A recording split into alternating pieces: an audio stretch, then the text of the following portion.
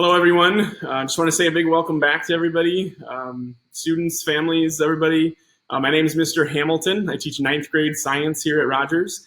I teach both just the mainstream physical science class for ninth graders, and I also teach the pre-AP science as well. So if you're in that class, you will have me. So a couple other things about myself here at Rogers. The only other thing I do here at Rogers is I do coach baseball. I'm a varsity assistant coach for the baseball program here.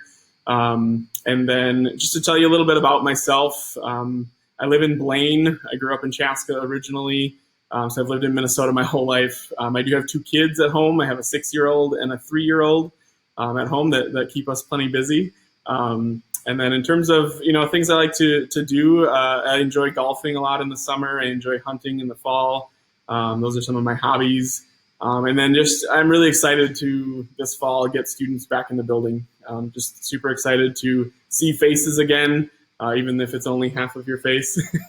But I'm just super pumped to be back in the building and see students again and hopefully start off an exciting year, but a very different year. So good luck to you all, and I hope to see you all at some point soon.